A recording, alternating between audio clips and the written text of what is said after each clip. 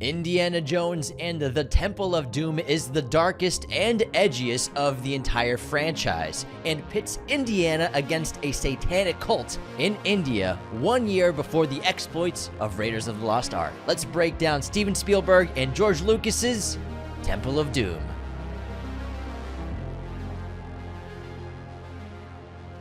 What's up, movie friends? Welcome back to Raiders of the Lost Podcast, the ultimate film and TV podcast, and we are continuing our Indiana Jones marathon with Indiana Jones in the Temple of Doom. This movie is the most unique indie film in the entire franchise, and I'm talking about all 5 films.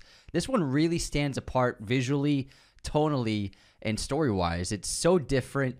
In some ways, I really love it, and then in some ways, I don't like a little bit of it. But it's still a great indie film. It's still in the top 3, obviously, of the original trilogy. It's still got Harrison Ford. It's still got all the things you love. It has a lot of great elements, too, plus great filmmaking, incredible production design, and some really gnarly deaths and gore and kills. And this is by far the most disturbing, messed up PG movie in history. But it's always a fun watch.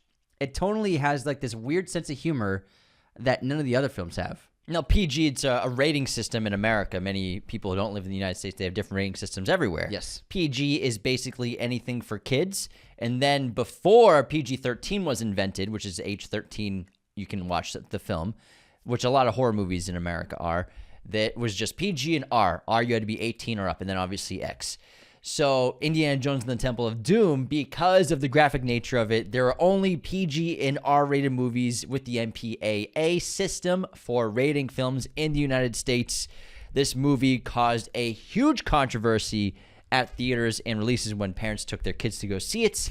And because of this, Spielberg and the guy who was running the MPAA at the time managed to create the PG-13 rating for movies going forward. Yeah, the MPAA almost rejected the cut of the film that Spielberg and Lucas presented them, but they, 2 days before the release date, approved it as a PG film. Yeah. But they approved it because Spielberg talked with the president of the MPAA, and behind closed doors, they were like, what if there was another rating in between PG and R? Now it seems like a no-brainer for us in America. Like in Europe and in the UK, they have an age rating. It'll be like 14 or 16 or whatever. But here it's PG, PG-13, R, and G is for like little kids, like Little babies. little itsy-bitsy babies. But because Spielberg came up with the idea of a rating for PG-13, that allowed the MPAA to be like, okay, you get off this time again. You melted faces last time. You ripped hearts out this time, but...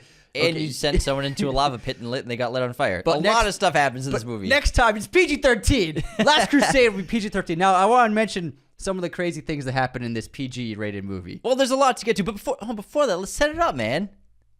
Let me set it up. Let me do my thing. James wants to do his synopsis. My thing. Temple of Doom, which originally was called Temple of Death. Did you know that? I did not. It was originally called the Temple of Death. Indiana Jones Temple of Doom came out in 1984, 3 years after Raiders of the Lost Ark. Now, this movie is a prequel to the original film. This takes place in 1935, whereas Raiders of the Lost Ark takes place in 1936. And Harrison Ford was 3 years older and had to play a character 5 years younger than his age at the time of filming for this movie. And to quote him, he said he totally felt it. This was directed by Steven Spielberg, obviously. Story by George Lucas. Screenplay by Willard Huyck and Gloria Katz, who also wrote American Graffiti for George Lucas. IMDb, it's a 7.5. Rotten Tomatoes, 77% critic score, 82% audience score. Letterboxd, it's a 3.6. On a budget of $28 million, everyone knew that Temple of Doom or Raiders 2 was going to be a massive, massive hit with a box office around the world of $331 million. Quick synopsis. There it is. Here we go. In 1935, intrepid archaeologist Indiana Jones, on the trail of fortune and glory in old Shanghai, is ricocheted into a dangerous adventure in India with his faithful companion Short Round and nightclub singer Willie Scott. Indy goes in search of the magical Sankara stone and uncovers an ancient evil which threatens all who come in contact with it. And before you get to all your cool stuff, which I want to talk about for sure, I want to explain why it's a prequel. First. It's really cool. Yeah. No. I'd love to hear why. So why even make it a prequel? Yeah. Why not just make it set in like 1944? Why is Indiana Jones and the Temple of Doom a prequel to Raiders of the Lost Ark? Temple of Doom takes place 1935. Raiders of the Lost Ark takes place 1936. So Doom was a prequel movie because George Lucas wanted to avoid repeating the use of Nazis as villains. So in order to do that, he set the movie before the Nazis got into huge prominence around the world. But obviously around 1936, it was inevitable to have them as the main big bad in a movie. Okay, makes sense. I get that. I said last episode that something feels right again about indie versus Nazis. It does. It also worked in Kingdom of the Crystal Skull, where it's another fascist group. So it's maybe indie versus fascist is just like the right combination. Kind of. And this one's indie versus evil satanic cult. Yeah, definitely different. Yeah. Hypnosis as well. This movie is really a horror film, and Spielberg he's no stranger to horror. He's made a lot of either horror films or added great horror elements to his films. So obviously making Jaws one of the great horror films of all time.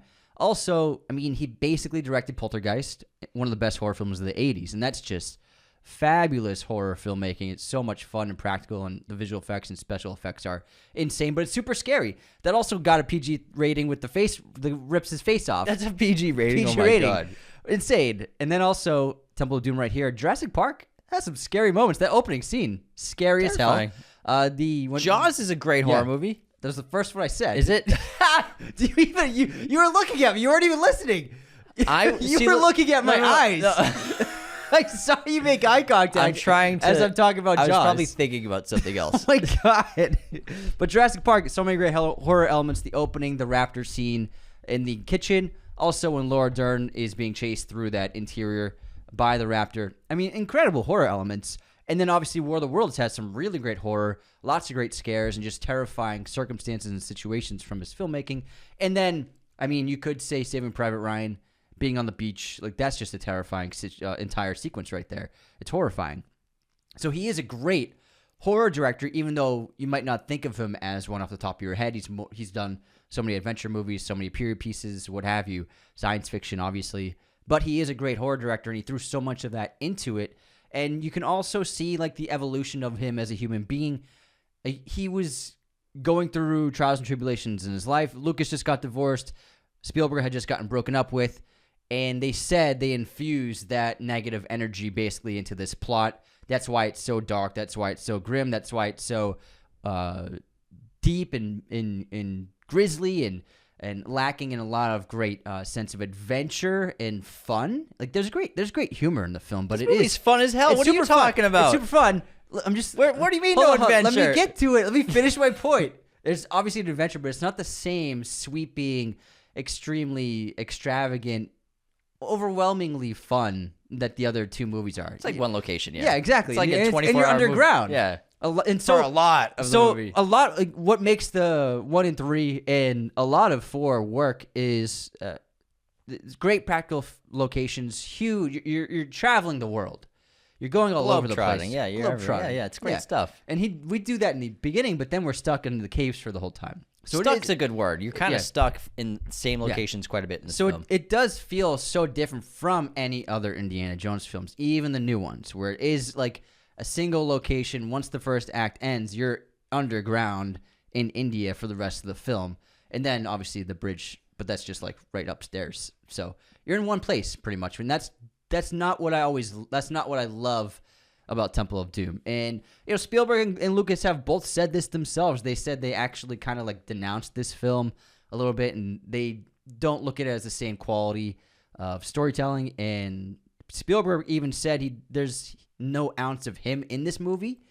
Then he usually puts like himself into films, and he says that this one's very an outlier in that case. So, outlier.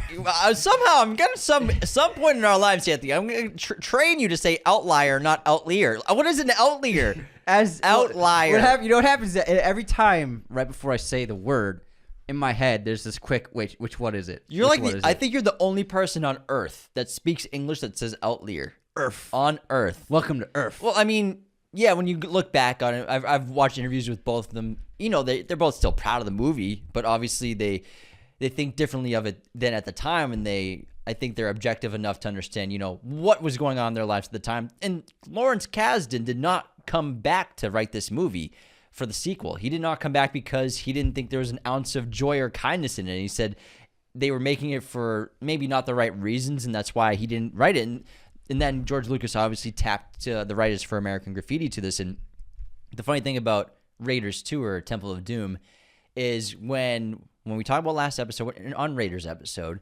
how George Lucas, Spielberg, they're on vacation, Star Wars had just come out, and it's a hit. And George Lucas tells him about his idea he has for this globe-trotting archaeologist adventurer. Yeah. And Spielberg, like we said, wants to direct it. Now, George Lucas said to Spielberg, all right, if you're going to direct Raiders of the Lost Ark, you're going to have to direct all 3 movies because I have 3 story ideas. You're going to have to direct the whole trilogy. And Steven said yes. And then he found out that he lied. George Lucas did not write 3 stories for Raiders or for Indiana Jones. And after the huge release for this film, 2 weeks after its box office release in theaters, they had to sit down and figure out where to go with the story. What is Raiders 2? What's Indiana Jones 2? And basically what they did is they took cut scenes from Raiders of the Lost Ark and built it from there. Not scenes that they shot, but scenes from the script from Raiders of the Lost Ark. Are we talking like story beats or action beats? Both. So they took 2 main sequences that they wrote for the Raiders of the Lost Ark script, but couldn't fit in because that's just a jam-packed film. There's so much going on. And they ended up using the Minecraft or the mine tunnel chase. So inside the mines... What do you call those? The minecarts. Not the video game. Minecarts. The minecart chase. Bro, I don't even know what Minecraft is. The Minecraft chase. The minecart chase sequence, which is like 15 minutes of the movie. It's great. That was originally written to be in Raiders of the Lost Ark, but they cut it because they couldn't do it. And also the raft sequence of Indiana Jones jumping out of a plane on an inflatable raft, landing in snow and water. That was also written for Raiders of the Lost Ark in the original script.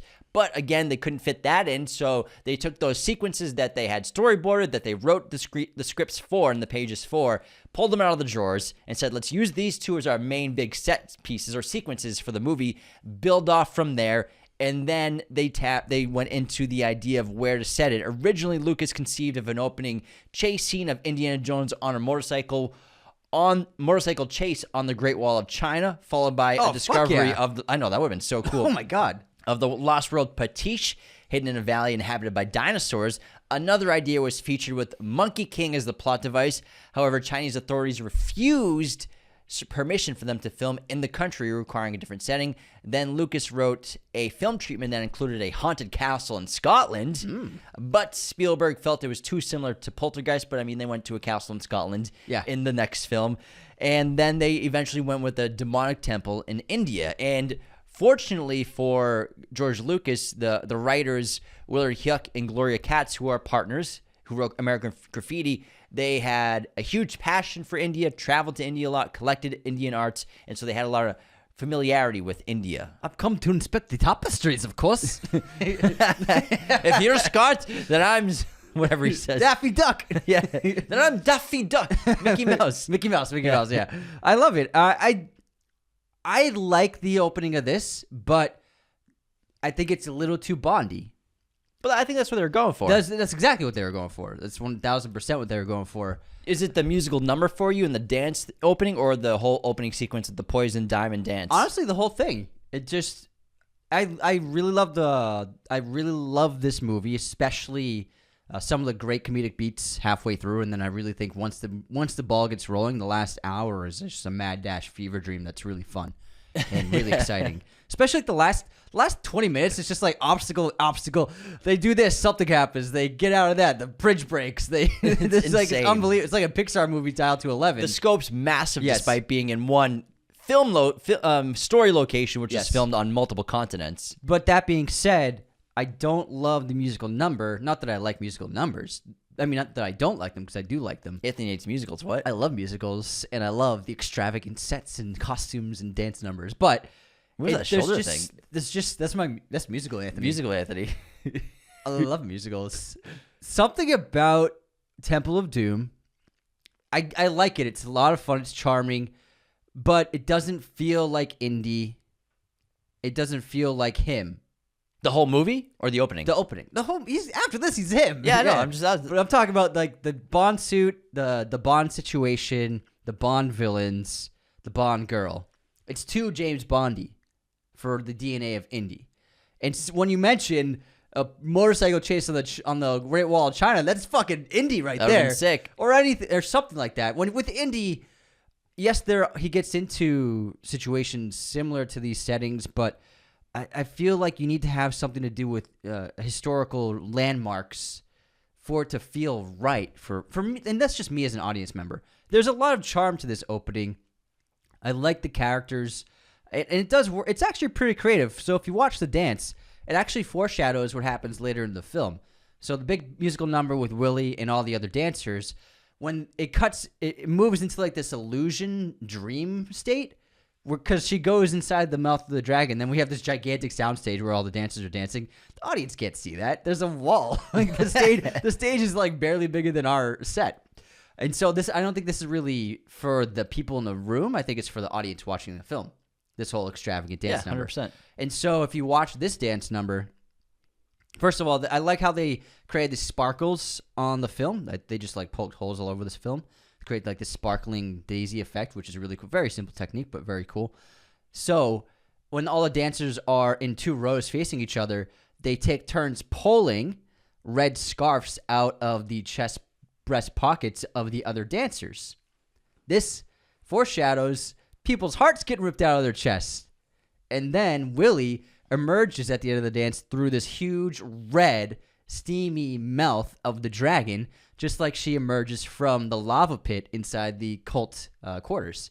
So it actually foreshadows a lot of the elements that we're going to see in these sacrificial rituals. That's pretty cool. Yeah. That's pretty awesome.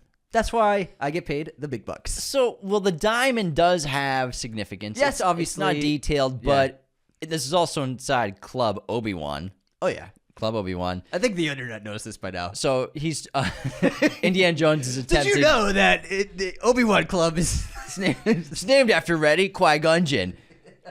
Indiana Jones attempts to trade an ancient Chinese artifact for that beautiful diamond, but years after the film's release, fans discovered that this was in fact the treasured peacock's eye, an object Indy pursues as a young man in the television story Young Indiana Jones. Oh, okay. And the treasure of the peacock's eye. And so eventually he gave it up. It had once belonged to Alexander the Great, but clearly he had gotten back on the hunt for Temple of Doom. The chronology is all over the place here, obviously. Yeah. But so there is some historical significance. Obviously not the location, but the treasure is there. I personally. So do you disagree? Let's hear it. I like the opening. Personal opinion, personally. Personal opinion of my personal self. Really enjoy the opening. I think it's so camp. It's so fun. I liked the Indy as Bond. I also like how in this movie they do turn him into the womanizer that people think he is in the first film, but he's not quite. They turn him into that kind of suave playboy guy, insanely narcissistic with women at the time, obviously with Willie in that scene in the palace, which we'll talk about later. So I like the suave Bond opening of Indiana Jones. This I think Harrison in the white tux looks great. Oh, I'm not saying it doesn't look amazing. But I do like the back and forth with the diamond and the antidote all over the floor, the ice clouding and hiding the diamond, the antidote really picking up and him you finding out later on. I think it works. It's very camp, and we have some very silly villains, cartoonish villains. Yeah. But I think that's the point of the movie. It's Bond. The whole movie is cartoonish. Yeah. We have eyeballs and soup and chilled monkey brains. This whole movie is kind of a big satire for me. Do you think that this is the hottest Harrison Ford ever was? Probably. And I think it's a good. I mean, he's got to show off a lot in this. Quite a lot. Half the film. He definitely put on some muscle. And he also wearing great that shoulders. Suit. The delts, man. Yeah, deltoids. Excellent shoulders. The shots from behind in the temple. Dude, man. I know exactly what shots you're talking about. I said the same thing. I was like, damn, look at those shoulders, bro. Shoulders looking good, man. This might be like the peak Harrison Ford physical stature, I would say. Well, stature, but not feeling, because he had a horrible back injury during this movie. He had what is it called? The spinal disc hernia. I'm not sure where it started, but it got exacerbated by. I know where it started. I saw interviews saying it started on the elephants, riding the elephants, then another one from the fight he has in his bedroom in the palace when he's fighting that assassin, you could tell. So in this stunt, Harrison, the guy's behind him, and Harrison does a frontwards roll, throwing the guy off of him, but he didn't bend his knees at all. So it was all back. They didn't bend knees in the 70s and 80s. His legs were straight, and he was like throwing this guy off his back. That's how you lifted in the 80s. And the guy's bigger than Harrison. So Put your back when you into it. see that, you can say that's probably the moment where he hurt his disc. So I watched interviews of him, Spielberg, and Lucas. Harrison said that his back pain started on the elephants because riding elephants is a lot different than riding horses. It's a very wide base, obviously, that you have to wrap around. So he said his back pain started on the elephant, but then Spielberg said that him doing that flip inside the room where the assassin's hiding in front of the painting, that's what really set Harrison's back off, and he really yelped and screamed in pain at that moment. Yeah, and you can, I mean, I don't think he bent his knees at all in that move. He definitely didn't. Yeah. So this happened in Sri Lanka, and Harrison Ford aggravated that disc in his spine with the elephant, and then that flip.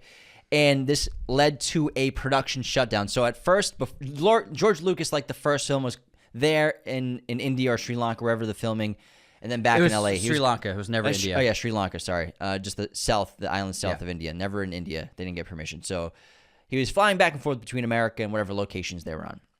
And he was away. He was in Los Angeles or in California at the time when Harrison hurt his back. And so Spielberg, for several days, was just trying to get through filming days with Harrison's back injury. And Harrison, you could see him with his some shots. stature. He's just like walking around like a robot. Yeah, I've been there, man. You can't fucking do anything. Harrison said it was like the worst pain of his life. It took him 45 minutes just to get out of bed. And they basically would have Harrison laying on a cot on set, and then they'd pick him up and like bring him to a shot and do a shot. And it just wasn't working out. And Spielberg called up Lucas and was like, George, Harrison's in a lot of pain. I don't know what to do. I think we need you here. And so Lucas got on a plane right away, and George Lucas flew to Sri Lanka, and he's like, hey, all right, here's what we're going to do. We're going to send Harrison to Los Angeles to have surgery immediately, and we're going to shut down the picture temporarily. So for a week, for insurance reasons, they had to shut down production of Temple of Doom. However, after that, Spielberg wanted to keep shooting. Now, Harrison Ford had a very successful experimental surgery with enzymes, something going on. Papyrus enzyme. Yeah, but some weird enzyme. No, papaya enzyme. Not papyrus. Not papyrus, papaya enzyme. The font? Papyrus! So he had this enzyme treatment, this experimental surgery, went very well, very successful. However, he had a 6-week recovery before he could come back to shoot. And so Spielberg wanted to keep things going. He convinced Paramount brass that, you know, he could shoot around Harrison Ford being sidelined to make up for lost time. He didn't want to shut the picture down. So he used Ford's stunt double, Vic Armstrong, who bore a striking resemblance to the leading actor. And I think Anthony brought this up last episode for Raiders of the Lost Ark, where the big chase caravan sequence, that stunt guy looks so much like Harrison. Mm-hmm. And so the entire mine sequence of all of that fighting with all the kids everywhere and their eventual escape before they get to the carts, Spielberg shot 80% of that scene with Vic Armstrong.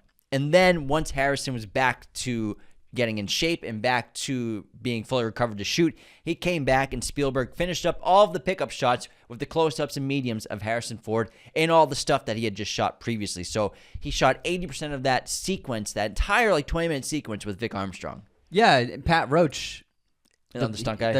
The guy who played the shirtless boxer, and he was also the guy? And he was also the big thug in the Nepal bar. Yeah, he played the giant thuggy in this film with the beard. That's the same actor, Pat Roach. Oh my god! So it was that fight. It was mostly not even Harrison Ford there for most of that fight's filming. So Vic Armstrong really saved the day. Spielberg using him, and when you watch this sequence, you can see a lot of Indy's back is to camera. Yeah. And or a lot of wide shots were used.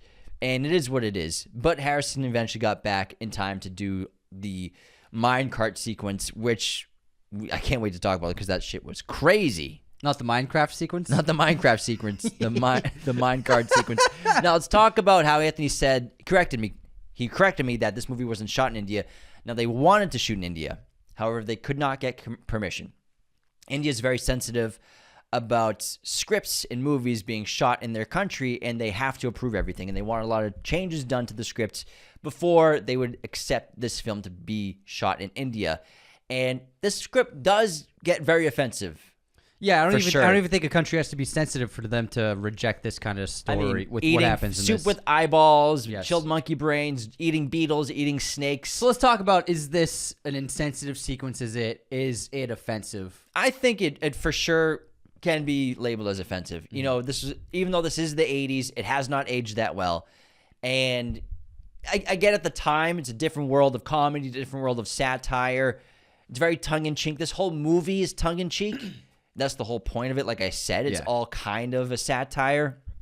Now, it hasn't aged brilliantly, but it's still funny. The gags do still work, but I think it definitely is insensitive. And I think that ties into where George Lucas and Spielberg's headspaces were at with making a very edgy movie, a very dark movie, pushing the envelope and not realizing how far they were going. Yeah, and it's not only just the food, but also just showing the way the Indian characters are eating and just licking their fingers and all of that. So it hasn't aged well. However, actor Rashawn Seth, who plays one of the characters, he plays the guy who sucks the flesh out of the beetle, and he is the one licking his fingers, has a few lines with Kate Capshaw. He actually came out and said, back when it was released, apparently Spielberg meant for the dinner scene to be a joke, and for the Indian characters to have gone to the extreme lengths of making the food as ridiculous as possible to mess with the Westerner guests. However, there's no dialogue that states that. There's no scenes with any of the characters saying, okay, let's give them this wild dinner to mess with them. But apparently, based on one of the actors on the scene, he said that was Spielberg's intention, for it all to be a joke against the Westerner guests at the table. Gotcha. I mean, that makes a lot more sense. Adds a little context. Because it's so absurd. Exactly, yeah. But it does work. It does I work. remember as a kid, I always thought it was so funny. Me I too. always thought It was gross as hell, but Yeah. I can see how people interpret it as being offensive. Absolutely. You could see how people 100%. And this is a dark movie, even though it starts with the musical, starts with a very fun James Bond moment. And obviously, we have a couple new cast members coming to this film. First of all, Kate Capshaw, the new Indiana Jones girl, who was really terrific in this role. And then also Huy Quan, the 12-year-old Vietnamese-born Chinese-American from Los Angeles who did not mean to audition for this role. And what happened was, the Spielberg and the casting department, they were casting Temple of Doom in Los Angeles, and they were casting it in elementary schools in Chinatown. Kiki went to the audition with his brother. His brother was the one auditioning, but Kiki was so funny. He was constantly telling his brother how to perform and what to do that Kathleen Kennedy was there. She was an associate producer on this film. She was moving up the ranks, and everyone said they loved Kiki, and they asked Kiki to read lines, and then they improvised a scene. So Spielberg came up with an improvised scene for Kiki to do dialogue with Harrison Ford. And you know how in the movie they do the poker game, and Kiki in Short Round's accusing Indy of cheating when Short Round was the one cheating the whole time. Yeah. So Spielberg had Harrison and Kiki do an improvised scene where Indy's the one stealing. He's the one cheating in this game. He's taking all your money now. I want you to, no matter what, you cannot lose this card game. And Spielberg said it was brilliant. It was so fun. And Kiki was a natural and a perfect choice. And then it was such a good improvised sequence that they put it in the script. That's so cute. He's so good in the film. Yeah. He also did some crazy stunts and martial arts work in this. Like he's doing spinning kicks against bad guys. There's a point where at the Minecraft minecart sequence. You're gonna get yourself messed up. It's just a weird word. Minecart is a weird word nowadays. It's a weird sequence. Minecart. And so Indy and Willie are on the cart, or it might just be Willie at this point. And he's being in Short Round's being chased by a big bad guy, and most of this is one shot. Huy Quan's on the tracks. He ducks down and bends down, and the stunt actor behind him runs over him like without touching him, and then the stunt actor trips. And as the stunt actor trips, he falls to the tracks, but also grabs a hold of the edges of the cart. And Huy Quan runs up his legs and back and climbs into the cart while the cart's been moving the entire time. Like a ladder, yeah. Yeah, and he did that and multiple other stunts, and it was like unbelievable. Like he did such a great job for a little kid. Yeah, there's no way that could happen now. There's that great bit. Well, because it would be like either a very small stunt person or like a female stunt actor. Kids do stunts. Something like that. Yeah, for sure. Know. If it's planned and safe, I guess. Kids still do stunts. But it is very planned out and safe. Yeah. He does a great sequence where he does 3 kicks in a row. Mm-hmm. They had a martial arts guy on set for that day before they get inside the minecart, and they're being chased in short rounds defending everyone, and he's defending Willie. And 3 guys come at him. He does like a roundhouse kick, a jump kick, and then a side kick and a punch. And it's campy, but it's fun and it works. Yeah. I don't think Ki-hee was practicing martial arts at this time. He was. Was he? Yeah. He was a big fan of Jackie, obviously. Yeah. And so he had spent his early days, he was training in martial arts. But he eventually became a fight choreographer and stunt guy, which is really cool to see the rise of where he's come since then now, obviously winning an Academy Award. Yeah, not too 2 shabby. years ago. It's not freaking bad. And, Ki-hee is so charming, so fun. Him and Indy bicker like an old married couple over and over again, and it never gets old. It's always very funny. It's always very silly. You can tell they have a strong relationship, and they had such great chemistry together. And I love Short Round in this movie. He's so goddamn funny. He's always saying ridiculous things. It's a blast. Remember when the kid characters in movies were awesome? Now they're always angry, bitter, hate everyone. No, they're always either super highly intelligent, activists. No, but now they're all of that. They're hyper intelligent, precocious, better than everyone, and they go to protest. That's the young characters these days. But Ki-hee at Short Round is just a delight. He's so silly, so fun. Dr. Jones. He also wears a New York Mets hat. I thought it was Yankees hat. And it also the pilot in the first Raiders of the Lost Ark has a Mets hat, so there's like a connection with with New York hats. Yeah, and also New York is just a universal baseball team. You know what I mean? When it comes to, it's just what I'm trying to make a fun connection. This is before it was hip to you wear Yankees hats. Let's talk about Kate Capshaw. It was before this was a fashion thing. Okay, I got you. All right, Kate Capshaw, who eventually went on to marry Steven Spielberg, is really great in this movie. She didn't want to do Temple of Doom when she was asked to do it. Her agent was pitching it to her. Kate was living in New York. She wanted to do foreign films. She wanted to do independent cinema in America. She wanted to be taken very seriously, studying school in New York. But this is a Spielberg movie. It's a huge movie, a sequel to Raiders, huge for exposure, be a great idea. And so she eventually agreed to do it. Didn't read the script too closely because she didn't know about the snakes. She didn't know about the insects. And I don't think she knew about the elephants either. And even there's a lot of them. There's a lot of stuff going on. There's a lot of stuff, and she did a great job. And she actually did all the singing in the opening sequence. That's all of her singing. She trained for a very intense tap dancing number as well. But because the dress, which was an original, one of a kind, was very fitting and a bit tight, they had to cut all of the dancing that she had choreographed. Let me fact check you there. I'm going to fact check you right there. Fact check me. So it was not an original dress. It was actually pieced together from the pieces of another dress by the costume designer. So it was vintage materials. Yeah, beads from the 30s. Yes. And so he crafted this dress for her. And because of the shooting schedule, they used it in the jungle sequence first. So the campfire sequence. And what happened, at first it fit her perfectly for the dance number. However, in that sequence, you have the elephant keeps messing with her. And off camera, the elephant kept chewing up that dress.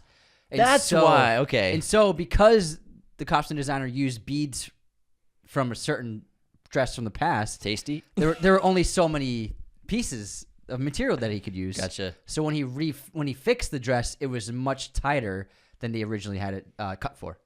So that's why she was very restricted. Gotcha. So fact check done. And they only made one though. They only had enough materials to make one. Exactly. So they had to fix it. That explains it. That makes a lot of sense. What I'm here Lovely for. dress. It's great. Yeah. So Kate Capshaw, again, eventually married Steven Spielberg. They met on the set. So cute. She plays a character, Willie, who is a singer from America, originally from Missouri, who is living in Shanghai with a long Lao She, and she's loving her life. She says, I had a house, I had a garden, I had a car, parties, limousines, Now, this is a character, even though we have Marion in the first film, who's great in terms of resourcefulness, a lot of action, a lot to do. Kate Capshaw's Willie mostly is a damsel in distress, mostly screaming, which is kind of an ongoing gag and joke for this movie. And despite being that cliche damsel and despite getting a lot of flack for it from communities and feminist communities, Kate Capshaw still said she couldn't have had more fun than when she did this role for Temple of Doom. I think, I mean, you can't do the same character every time. Although, yes, it's not a great role. I do think she did a fantastic job with the comedy.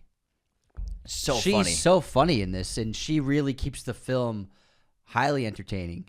And it's a lot of fun because of her. And I think she did an excellent job as a comedic actor in this film. And she basically does all the slapstick. She basically does all the silent film acting comedy of this film.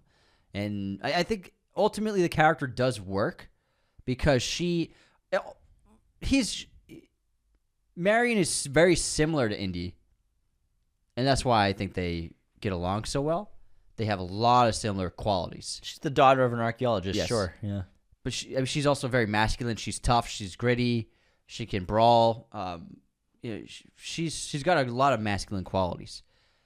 The thing with Willie is what I think is good in this film is she's a complete opposite to Indiana Jones.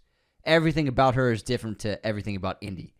And sometimes in films, some of our favorite films, some great dynamics are between two opposites that are forced to go on a journey together.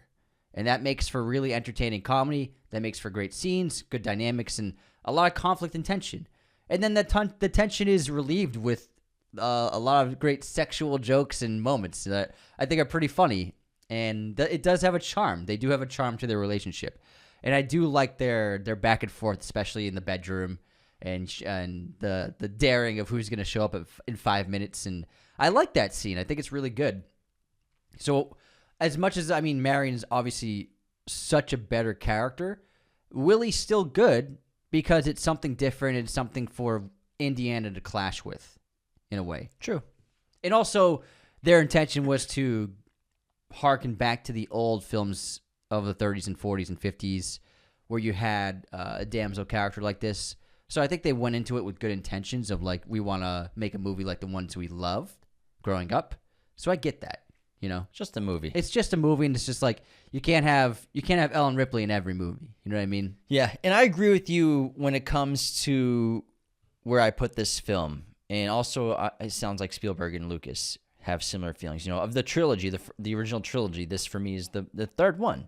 It's got great moments, but overall, I do miss the globetrotting adventure. We are in a couple countries story wise, but after we get to quote unquote India, we are there for the entire film. And it's really just the palace, or the village, the palace, and then the temple. The temple we're there for a long time, but what an exquisite set. Massive, massive set. Great detail, great lighting. I love all the red lighting inside the This movie's red tavern. as fuck. Oh, it's so It's much like red. the reddest movie ever. So I think the set pieces are remarkable when it comes to production design. That set, the big temple set, as well as the mining set, is enormous. It feels endless. It feels like a real mine. It's so goddamn big.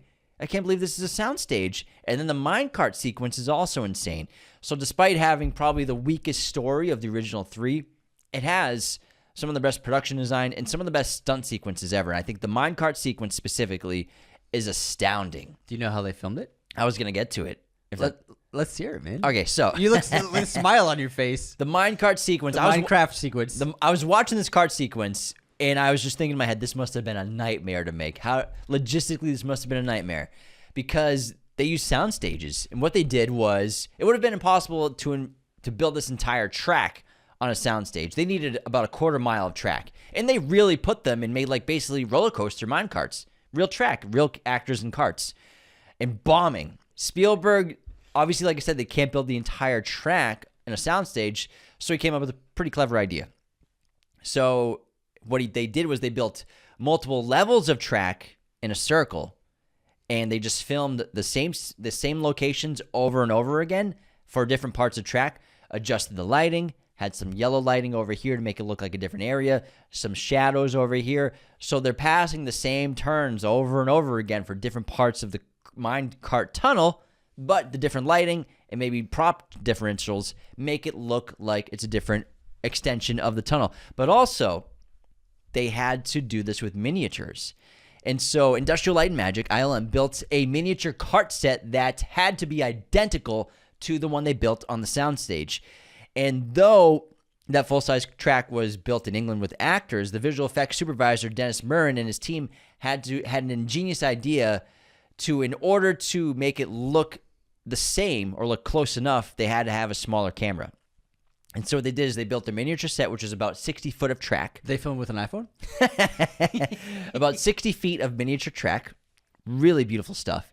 And then they used a Nikon still camera modified to take about 40 feet of film at a time.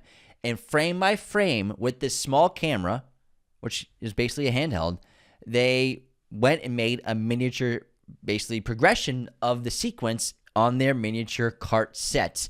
And they modeled the makers. They even used tinfoil to create most of the rock work. And that small camera was also placed on wheels, rolled slowly by the cart. And again, one frame for every second of film. Then they'd have even little puppets inside the cart, which they would move their arms and heads and legs just to make it look like they're actually real humans moving. So every frame, push the camera forward, push the cart forward, adjust their arms and their heads. Stop motion. Incredible stop motion work, yeah. So it was really fantastic. So they built 2 sets, really. Yeah, and like you said, the tinfoil, it's just they painted tinfoil and they wrinkled up the tinfoil, and a lot of the tunnel shots are just painted tinfoil. It's nuts. It's insane. It looks so good. And there are a few shots of it's clearly a tiny miniature with like a little figurine of Indian and short round. It's pretty crude. It's not. It doesn't look good. The figures are crude. But yeah, I mean, you're not supposed to like pause a movie in the theater. Yeah. They don't. So it's motion. So our brains don't pick it up. And this is 84. Like, it was probably seamless back then. And they also used a lot of blue screen, especially for the profiles of the actors. So they used a lot of the Photoshop, the stop motion footage they would shoot of the caverns in motion, and then they would put it in post and composite it behind the actors for some of the dialogue sequences. So it's a combination of practical, stop motion, and blue screen as well. And sound was really important for the sequence as well. So Ben Burtt, the legendary sound designer, and his mixer, Gary Summers, they were faced with a tough challenge for how to get adequate sound effects for this entire minecart sequence. And what they did, they got permission to go to Disneyland after hours with no one at the park. They rode every single roller coaster multiple times with their microphones to get all of the sound effects that they needed, which was very helpful. ILM actually created new technology and visual effects techniques because of this film. So they had done Star Wars, they had done the first Indy, so they were hugely in demand. And they had done Poltergeist. And they took on actually too many jobs than they could handle. And so Temple of Doom, they really didn't have enough time to do the shots properly because they had so many other jobs that they had accepted. So they were forced to basically, I think that great artists and companies or whatever, sometimes necessity and urgency creates better technique in a way and helps evolve. And so they were kind of at this situation where we don't have enough time to do these visual effects sequences the way we normally do it. And we're talking everything from the cult stuff to the minecart sequence to a couple of the other, like the plane, all these visual effects heavy post-production technique shots. And so they actually developed new techniques that blended stop motion with live action footage that they would make. And so, for example, an example of this is both Willie and that poor sacrificial guy. Poor guy. The first one that goes down. So when they're lowered into the volcanic real human was sacrificed for this movie. They did it for real. That was the technique. They're like, let's just do it for real. So you have multiple composites. You have the molten lava spinning in a circle. You have smoke. You have the structure of the interior. Then you have your subject being dropped down into the pit. These are all different elements that are put together, and they figured out we can't do this stop motion because we don't have the time for it. So a lot of this happened. They did a lot of this with the minecart sequence too. So they figured out that they could film in real time. So things like the smoke and things like a lot of the movement in the minecart sequence. So rather than shoot stop motion, we can combine. They figured out how to combine live footage that they were filming with the stop motion footage to make it a faster process that got the same effect, but sped up their work greatly, so that they were able to have the work done in time. That's crazy. So it pushed them to make new techniques for visual effects. That first guy who gets lowered into the pit and gets lit on fire, that's a real animatronic body. Oh my God. Yeah, that's so great. the special effects guy built that. They did the same thing for the bridge collapse. So they were all dummies that were mechanical and mechanized. So their limbs, arms. so the limbs would move as they fell. So I love the rope bridge sequence. This chase sequence with the rope bridge in Temple of Doom was shot on 3 different continents. Jesus. And so they started in Sri Lanka, then they went to England, and then they went to America using 3 different states just to shoot this sequence. So one of the most complex shots in the entire film, on location in Sri Lanka, the production crew, they were lucky enough to discover a dam being constructed by British engineers in a massive valley. And that team was then hired to actually build a platform in the bridge spanning across that gorge. So that was actually, they got really lucky with that situation. And now, Wow, all real. yeah. And then, so they filmed that part in Sri Lanka, the big sequence with the full bridge, and also the bridge cracking in half or splitting in half, which was done with explosives, which they only had one take at, and which they didn't get to practice. And so they had to hope that it worked, and it did. And George Lucas actually came up with a brilliant idea of putting dust all over the bridge so that when it collapsed, it was sort of like an echo of the bridge with the dust that's was great. left over in the sky. Smart. Now, then after they filmed, obviously the big bridge sequences with the main bridge up until the explosive at the center, which obviously Indy cuts it. Then they moved to England, where they shot on platforms, just shooting up with cameras on a lot. But you're shooting up and you're just looking at the sky with the background. Sections of them hanging on the walls. On the not yet. Oh, no? Sections of them hanging on the bridge as it's falling. Oh, gotcha. Okay. So as half of the bridge is like falling to the wall, they get shot Before to them all. they hit its impact. They're all just like hanging on and flying. Gotcha. And then they moved to their new location. I believe this one was in America, where they actually built a huge wall with the bridge laying down it and hanging off of it, and they shot the rest of the scene like that. Very fun. Plus different locations of getting to the bridge and leaving it. And I think that you could definitely say Pirates of the Caribbean 2 lifted from this sequence. Yeah, probably. The bridge sequence in Dead Man's Chest is very, very reminiscent of the sequence. Yeah, I think it's really terrific. It's so fun. I love it. It's great.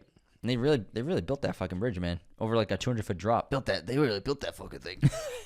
There are some incredible stunts and stuff that make this film so great, because you want that in indie films. And I would say the most ridiculous one is definitely the raft falling out of the helicopter. I mean, out What's of the ridiculous plane. about that? You know, Mythbusters tested this. Really? So they tested it, and they said they found out that it was possible. However, it was only possible if you used the raft as a parachute. So you hold it up over your head? Yeah, you had straps. If you have straps to it, and then you put it over yourself and used it as a parachute, then you could survive that. That's crazy. But they really did drop it out of a plane. They did this in one take. They dropped a real raft out of a plane with Harrison Ford in it. No, it was dummies. They strapped some dummies to it, and then it actually impacted perfectly. It was just the one shot they used, and it was perfect and it looks good. It looks great. Yeah, they did that Mammoth Peak in California. Mammoth? No way. Yeah. Wow. So what do you think about?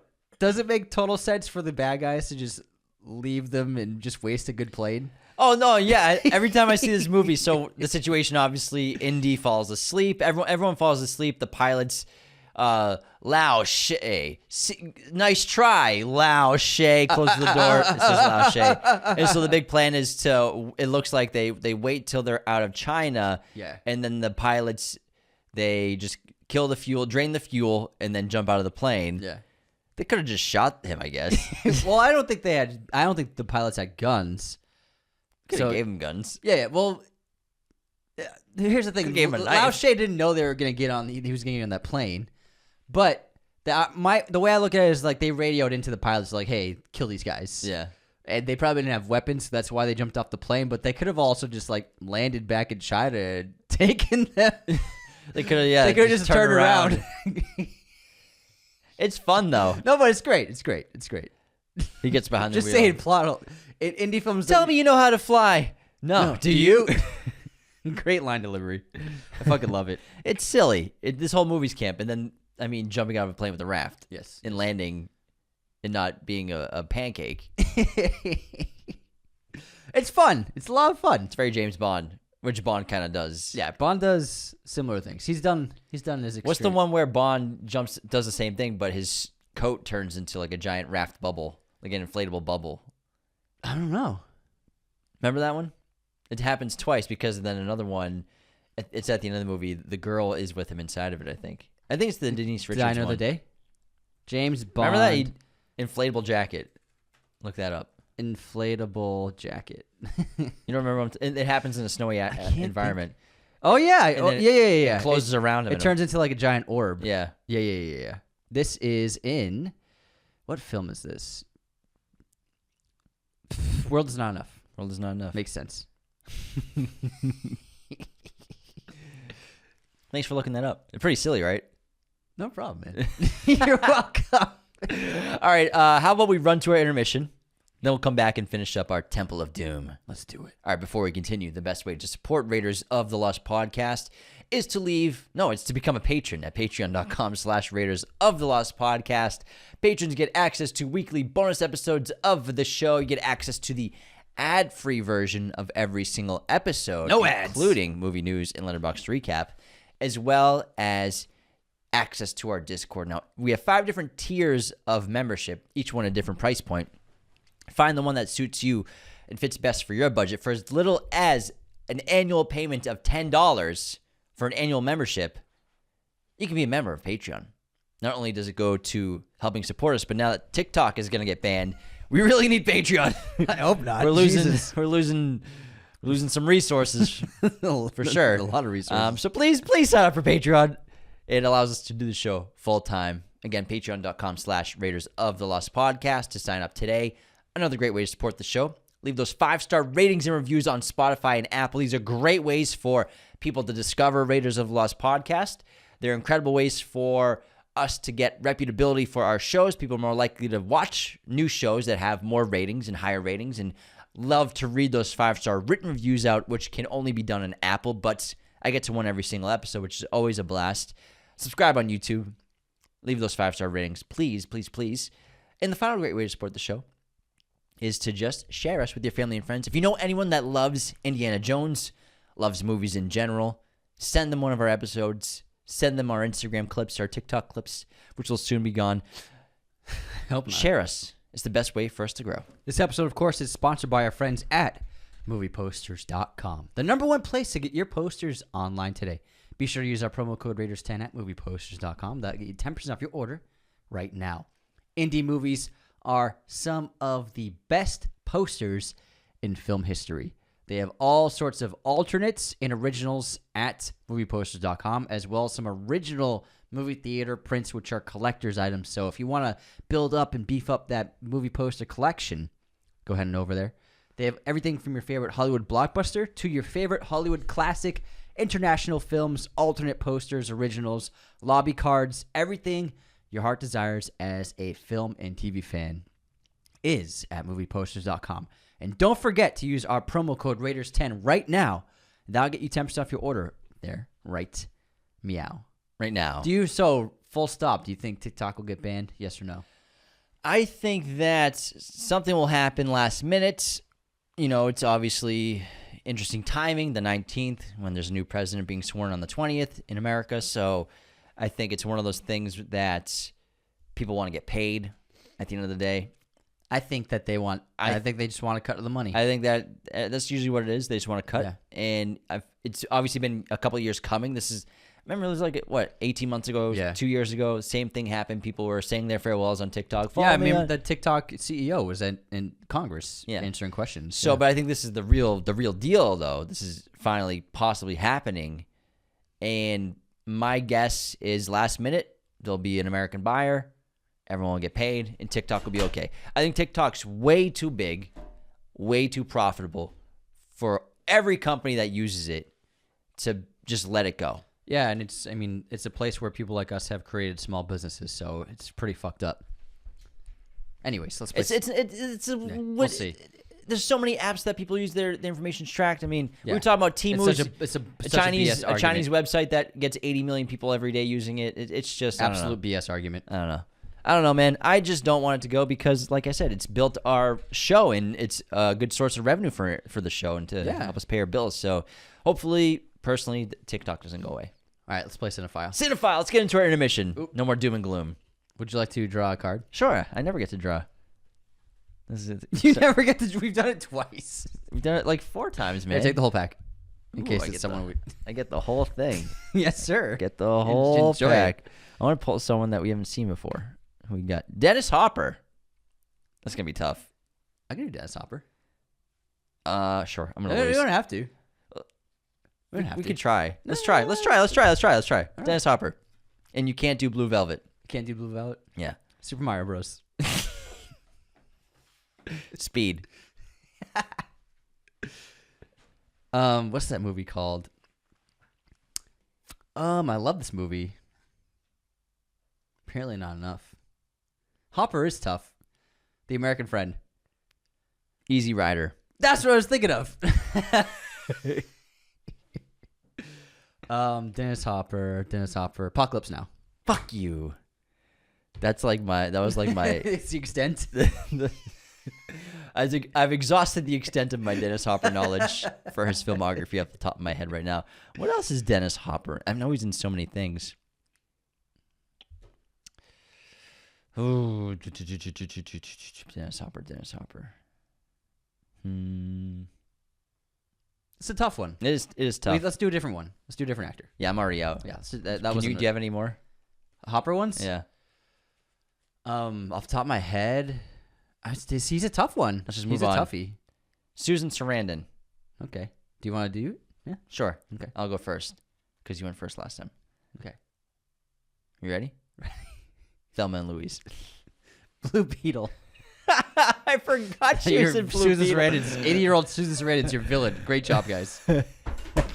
Excellent pick. Oh shit. Susan Sarandon. Oh my gosh. Fucking hell. I'm already blanking on Susan Sarandon. Do you want to do a different actor? Yeah, let's do Bull a different Durham. Jonah Hill, have we already done? I'm breaking the rules. Annette Bening. You gotta make it entertaining. Yeah. Gotta make it a good game. There's a lot of tough ones in here. All right, here we go. Halle Berry. Okay.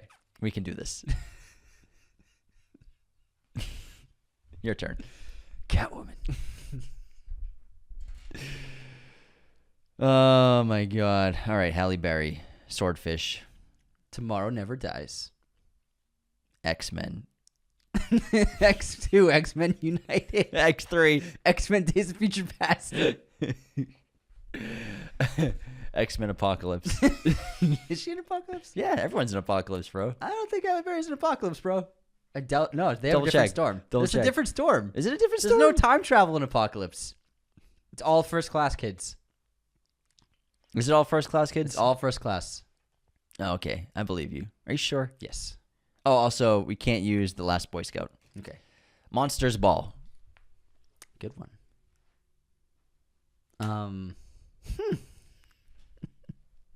God damn it. Halle Berry. This game is so hard. It is hard. I can see her in so many... Gothica. Fuck you, man. That's what I was going for. There's so many movies I could... where are they? Oh, my gosh. Okay. Halle Berry. I can't even remember the name of the horror movie that she was in last year. Me either. The Like, sight one. Don't leave the cabin, whatever. Hold on to this rope. I feel like she took quite a break. She took a break, yeah. Took quite a break. 2010s. I mean, she was in a lot of movies. It's a great way to make an excuse. I'm just trying to build up time so I can think of Halle Berry movies. Oh my gosh, this game is ridiculous. I'm out. Let's move on. Okay. Who you got? You got any others? No, I already won. All right, you won. Want to do another? No, man, we got to move to the intermission. We got to get going. It's embarrassing. Sorry. Cinephile is fun and also depressing. Sometimes your brain don't work. All right, tell us your movie quote. All right, you ready? I'm ready. This town needs an enema. An enema? Is that Batman and Robin? No, Batman Forever? no, I don't know. Batman. Oh, motherfucker. I knew it was a Batman. Jack. It was a Jack impression. Yeah. Gotcha. This town needs an enema. He actually has a musical number in that scene where he dances around Yeah, in it's pretty Bruce good. Wayne's apartment. He dances, in a couple scenes. Multiple times. Yeah. Interesting. Next up. This is my best friend. By best friend, I mean we occasionally grunt and stare awkwardly at each other. We even have almost conversations sometimes. I have no idea. Warm Bodies. Oh, Nicholas Hoult, huh? Yeah. Man, I've only seen the movie once, a while ago. A while. It's good. Okay, Anthony. Guess this movie release year. Back to the Future 2. 1980. 7. 89. Oh, 89. Wow. What year did Equals come out? What movie's equals? Nicholas Hoult and Kristen Stewart. Oh, It wasn't a good movie. It was 2012. 2015. Shot in the dark. Shot in the dark. Shot in the dark. He's young enough that, kind of like that era. Okay, Anthony. Can you name 3 baseball movies from the 1980s? 3 baseball movies from the 1980s. Bull Durham, I know. Fucking hell. The Natural, Yep. and Major League. Yeah, there you go. Nice. Also would have accepted Field of Dreams, Stealing Home, Brewster's Millions, and even Night Game. I don't know Night Game, so that's why I didn't say it. Slugger's Wife. But yeah, those are the 4 big ones that came out. Big guys. Nice job. Thanks, man. Nicholas Hoult. He played the lead in what fairy tale adaptation? Fairy Tale? Yep.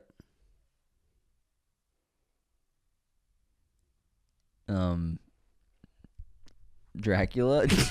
It's fairy tale. The lead. Nicholas Hoult, the lead in a fairy tale.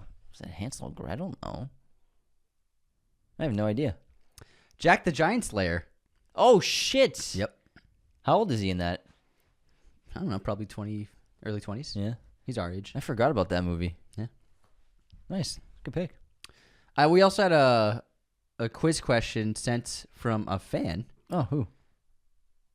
It's on the DMs of my iPad, so I can't recall the person, but I'm very thankful for them. It was a Jeopardy question. It was like some kind of Jeopardy show. So, Was it the Pop Culture Jeopardy? yes, that's what it was. Yes. That's when you know civilization's going down. Jeopardy's just now Pop Culture Jeopardy. Yeah. Well, I mean, it's still Jeopardy, but Yeah. So, here's the question. I got it right. So, let's see if you got it right. What person directed themselves as a psychiatrist, a teacher, and a city worker? so an actor director direct themselves as Psychiatrist, a professor, and a city worker. Psychiatrist, professor, and a city worker. All right, let's think of actor directors. Clint, has he ever played a psychiatrist? I don't. There's something wrong with your brain. Get out of my office. Let's see, Jim. Let's get that big brain cooking. What actor director directed themselves playing a psychiatrist, a professor, and a city worker? Woody Allen. No. Let's think. Clint, Bradley, Ben. Who else is a big actor director? Actor directors. You got this, man. He's cooking, guys. He's cooking. Psychiatrist, professor, and a city worker. Those are the roles this actor director played in the movies he directed.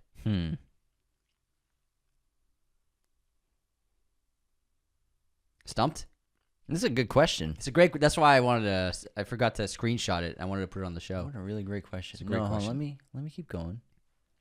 He's cooking, guys. He wants it. He's got hunger. I want this one, He man. wants this one. I want this. I want it. I know. I want it. I want my phone. I want my phone go. Fuck. Who is this? Can't wait forever. Orson man. Welles? No, I don't know. Denzel Washington. Oh my god. Can you name the films? Fences, Is what? the city worker, Mhm.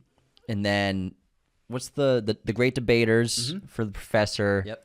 And then psychiatrist is, You know it. fuck. You know it's his first movie. What's it called? I can see it. What is it? Antoine Fisher. Antoine Fisher. Yeah, his first directorial movie, not his first movie. Yep. Damn, that was a good fucking question. Great question, yeah. right? Great question. Because he hasn't directed that many. He's like those are the movies he's directed, really. Yeah, he's directed. I think that's it. Yeah, I think He might have done one more. But yeah, that's it's a good question. That's a 10 out of 10 question. Yeah. I'm sorry. I use Instagram on my iPad, not my phone, and I didn't send it to my phone, so I don't have the fan who sent it to us. But I'll hit them up on DMs after this on my iPad. Whoever is it in the Raiders Instagram? Yeah. Let me search the. Oh yeah, search those movies. That's a great idea. You have it right here. I didn't think of that. Let's see. I'll just search the Great Debaters. The betas. Want me to do it? If you want. Here, we're spending too much time. You'll just have to give them another shout next episode. Okay. Okay. I can just trim it down in the edit. Trim it down in the edit? No. No need. Here, I'll keep chatting while you do that. No, Denzel's great. I was watching the Directors Roundtable today, just clips of it. I haven't watched the full thing. And the director of I got it right here. It's Tim. Tim? Yeah. Cool. It was Tim. Thanks, Tim. Thanks, Tim. That was an easy. It took me 2 seconds to find. Well, they asked Ridley what's it like directing Denzel, and he's like, basically, Denzel is very prepared. He's great, one of the best actors alive, and he does something different every time. He's great. I mean, he's the GOAT, man. All right, let's get to... Actually, we have haters? What do we got? Yeah, we got let's haters. get some haters. We just got one, honestly, a minute ago. That it's something that I've been bothered by that you do. That I'm so glad someone else pointed it out. What, me? FC Borg. Who else? What the fuck else am I talking about? Who, me? FC Borg. Been a fan of the pod since 2021, but I've held my tongue on this for long enough. James, compilation is not a word. It's compilation. Please please rectify this immediately, or I'll be forced to unsubscribe. Compilation? You always say compilation. It's not as bad as Outlier, but... There's no E in it. Compilation? Compilation. Oh, he got it, guy. There we go. Compilation. Compilation. It's worse than Outlier. No, it's not. No, You're changing the word. Outlier is like, you don't even say that word that often. Compilation's used way more often than Outlier. Compilation. Compilation. We fixed it, man. Sorry. Green Ghost just wrote Frankenstein unsubscribed on our indie episode. Just Frankenstein? Frankenstein. Next up, Joe Emerson. Anthony not knowing Subservience is the Megan Fox sex robot movie. Unsubscribed. Just kidding. It was wildly awful. It was absolutely awful. Magdalenian Productions unsubscribing for the pronunciation of Tunisia. I got it way off. Oh, yeah, you were like Tessinia. Yeah. Landon on Raiders. You guys definitely remembered the correct number of indie movies, so I will not be unsubscribing. Someone on YouTube commented, do you think Harrison Ford will make a fifth one? It's like he already did. Well, what if it was a joke? Well, they said, do you think he's too old to do a fifth one? Yeah. So well, I'm not sure if it was might have been a joke. Oh, it might have been a joke. I mean, everyone knows Dial of Destiny exists. It's so tough without context. Yeah. I can't Sarcasm can Yeah. sometimes come across difficult. Bev 9708. Did you guys forget that Star Wars is set in the past? Unsubscribe. What did we say? We said the origins will be on our world. Oh. You said it. I did. I Well, laughed you at- agreed. I laughed you at it. agreed. Yes. Unsubscribed. Yeah, the DGA snubbing of Denis is unfrickin' Frickin'. believable. I'm a trendsetter. Time errors. 80s babies love Indiana Jones. I'm from Indiana, but I must unsubscribe. Again, everyone, if Denis Villeneuve does not get nominated for Best Director at the Academy Awards, we will not be watching. I don't give a fuck. Yeah. Just a Chill Guy wrote on Best Investigation Films. Guys, I found out how to tell that there are two people. James has a higher voice, and Anthony has a deeper voice. Unsubscribe. I mean, that's it. That's pretty simple. I tell people if all you're the just time. a listener, then that's it. I tell that to people all the time. Yeah. This sounds like James. Jonathan Bailey. Cam Scar. James wants to see a Humans vs. Machines Matrix movie. Big Origin finally got to him. Subscribe. Is that Kami? Yeah, Big Origin. That's pretty That's a funny. good one. That's great. From Barry, I'll leave a 5-star Apple review if I get to choose the tattoo. Maybe Howard the Duck. Don't make me unsubscribe. Listening daily and love you guys. Can you do an episode on Apocalypto? I just watched The Last Samurai again after you reminded me of how good it is. Oh, yeah. That would be fun. Love to do Apocalypto. Yeah, we should. Apocalypto's great. Why not, man? Let's do it this year. Ocean Roars. Anthony, slow down. We like James's soothing voice. Unsubscribe. Resubscribe to hear his soothing voice. Yeah, that's what I'm talking about, man. People listen. They tune in to hear this soothing voice, all right? They don't tune in for you. On Letterboxd Top 100 Horror, James White. It's James Whale. Harumph. Unsubscribed. Director of Frankenstein. Called him White. James White. Whoops. Matt Tolan. Cameron Diaz was in like 4 Shreks. Unsubscribed. The Shrek thing is still coming at us. Yeah, I mean, we were way off on that one.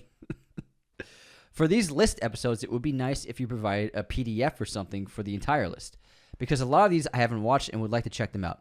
The automated chapters don't catch near all of the movies. If you don't, I might have to unsubscribe from Landon. We'll do that, Pun. Yeah, I guess we could start doing that. I do it sometimes, but it's just like with a list of 100 movies, it takes like an hour to make that letterbox list, you know? Well, they want a PDF, they said. Oh, yeah. That's actually not that bad. Yeah, just make a public Google Doc, I guess. That's fine, yeah. That's easy. Or where do you go? WordPress? Make a WordPress page? I don't know how to. I don't know what WordPress is. Someone didn't go to college. Who, me? That is up. We're up to date. We're good. Thanks, everybody. All right, we have a great written review on Apple Podcasts from Adam of the Shire. Nice. The hosts with the most. 5 stars.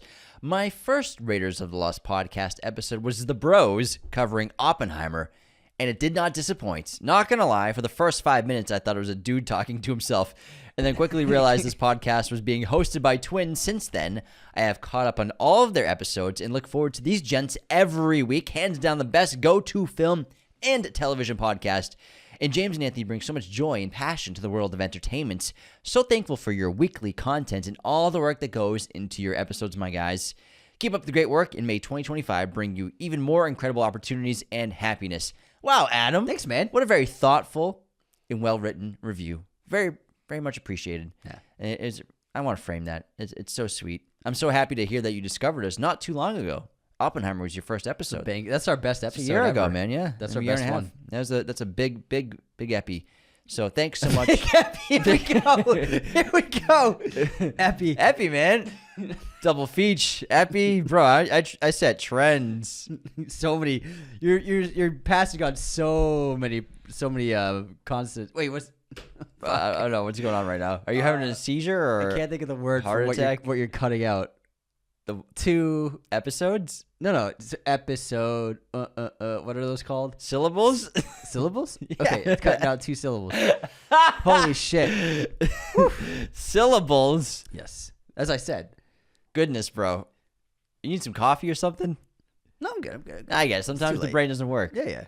I get it. But Adam, thank you so much for that written review on Apple Podcasts. Again, unfortunately, we get messaged a lot. Apple Podcast is the only place you can leave a written review. Yes. But you don't need an iPhone to do it or a Mac. You can just sign up with an email. So anyone who wants to leave an Apple rating or an Apple review, you can just use your email. Yeah, just use your email. All right, Anthony, what's your streaming recommendation? Public Enemies is on Netflix. That's a pretty cool movie. Yeah, it's a cool movie. I like that. I'm glad you like it. Made by the man, right? Oh yeah, Michael Mann. The man. The Let me get man. to my streaming recommendation, which is going to be He's pulling it up. He's looking. Captain Phillips on Prime Video. Okay. I had just accidentally put my phone to sleep. Accidentally. Accidentally. All right. Well, not accidentally, on purpose, but I forgot to keep it unlocked. Can I do my list of the list I wanted to say? Wait. Hold on. Are we going back to the episode? Yeah. All right, back to the Temple of Doom. What else we got to do? Well, I don't know if you want to continue the intermission. What else do we do? Well, I don't know, but I think that's it. Can I get to my PG rating? Okay, list? let's get back to Temple of Doom. And this is the list that I cut you off at the very beginning of the episode. Yeah, that I wanted to say. You didn't get into it yet? No. Well, I didn't want to.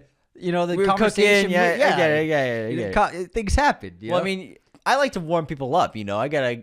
James needs to get his synopsis. Exactly. I like to give people an appetizer, man. You gotta get them some olives. We were already cheese. talking about the PG rating. It was relevant. Was it? Yeah, we were talking. I didn't know it was gonna be about the PG rating, man. I said I have a list of all the gruesome moments for a PG rating. You said, "Let me stop you there." That's not what happened. That's not what you said. You said I have a list of all the crazy things that happened on this movie for PG. That's not what you said. Yes. You didn't add that. Yes, Go I ahead did. when you edit this. You didn't say that. That's why I was like, in my head, I'm like, before you get into a list of all the stunts and everything, why don't we set up the movie? You gotta be careful because you're often wrong when you say go back. Check it, man. You just spit on us. Oh my god! I'm telling you, you're often wrong. Often wrong. Sometimes right. Sometimes you're right. Exactly. You're wrong a lot. I'm rolling the dice on sometimes right today, man. When you say play back the tape, you're wrong a lot. Play back that tape, baby. In the goodness of my heart, I just cut it. I appreciate it. I'm saying you should be careful when you say play back the tape. Play it back. Most of the time, I'm not afraid anymore. Most of the time, you're off. You don't scare me, Anthony. Okay. Now, I want to mention some of the crazy things that happen in this PG-rated movie. Well, there's a lot to get to, but before that, let's set it up, man. Now, I want to mention some of the crazy things that happen in this PG-rated movie. Well, there's a lot to get to, but before that, let's set it up, man. Let me set it up. Let me do my thing. Let me do my thing. James wants to do his synopsis. My thing. So, to this list. Hold on, before you get into your list. This is the list of all of the crazy moments of gore and death that happened in Indiana Jones and the Temple of Doom and still got a PG rating. So, and there's some of them I didn't notice until this viewing. There's a bunch of flayed men in the backgrounds of the temple. Flayed in terms of just their skin, right? Their skin. Like flayed people in the fucking set design of this movie. There's 2 headshots. Like full-on headshots in this movie. A heart is ripped out of a guy's chest, obviously. Shit's crazy. They actually cut that for the TV release.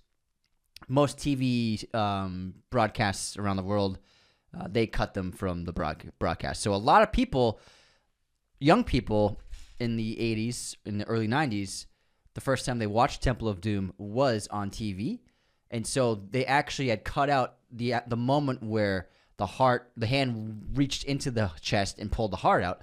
So a lot of people, all they saw was the priest turns to the guy and reaches, and then it cuts to the crowd cheering, and then it cuts to the priest holding the heart up. So some people, when they watched this, they were like, oh, was it all an illusion? Because they never saw the hand go in and rip the heart out. So it confused a lot of people, young audiences who watched it on TV for the first time. Also, a man is impaled with a giant skewer in the opening of the movie, straight up right in the gut. What a way to go. Obviously, that same man whose heart was ripped out of his chest was lowered into molten lava to death. This is a brutal one. The assassin who attacks Indy in his room is hung to death by the ceiling fan. That's pretty grisly. That's a pretty brutal one. At least a dozen men are eaten by crocodiles. Like their limbs are torn to pieces. I love how many rolls the crocodiles are doing. Yeah, he's like having a blast. Belly rolls. He's flipping. They filmed that in Florida.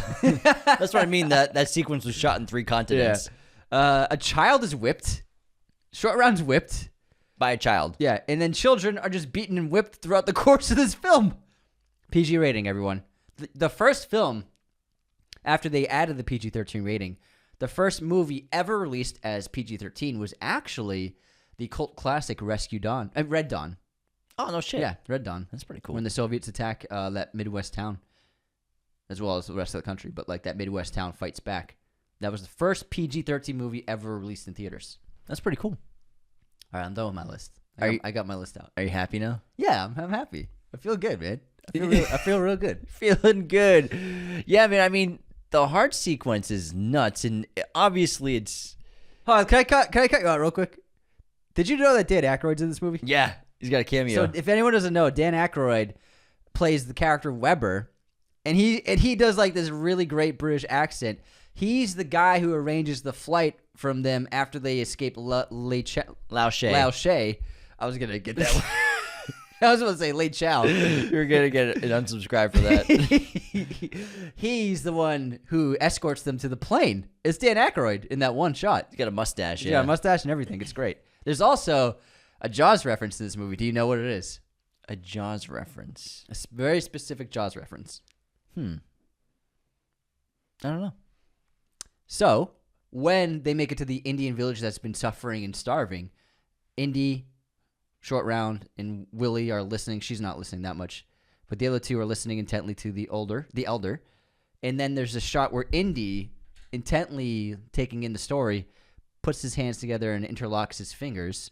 And then, very comically, Short Round behind him sees him do this and copies him. Yeah. The exact same thing happens in Jaws with Brody and his son. When Brody and his son start imitating each other, his son starts copying exactly what Brody does with his arms and hands. It starts with Brody crossing his hands, and his son does the exact same thing.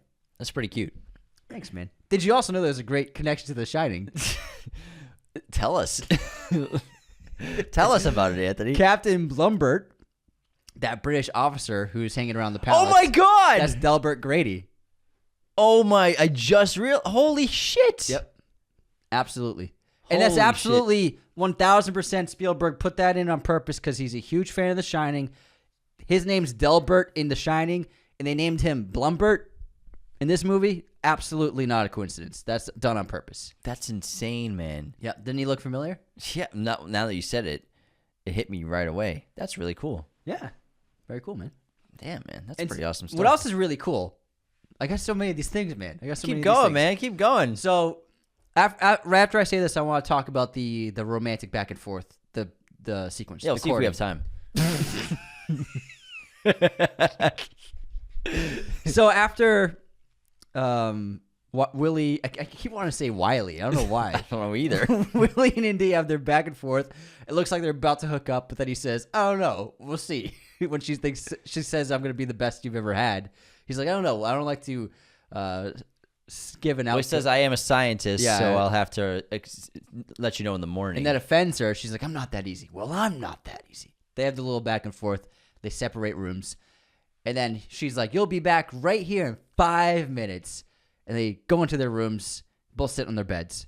This is when Indy is attacked by the assassin, standing in the shadows of the back of the room. What's really cool about this set piece is they hide him in plain sight, and the audience actually sees him twice. Yeah. So this is a nice wide shot, and the mural on the wall is a bunch of similarly garbed men painted on the walls. If you watch closely, if you watch the scene, you clearly see the assassin standing there in the shadows for 2 really long shots.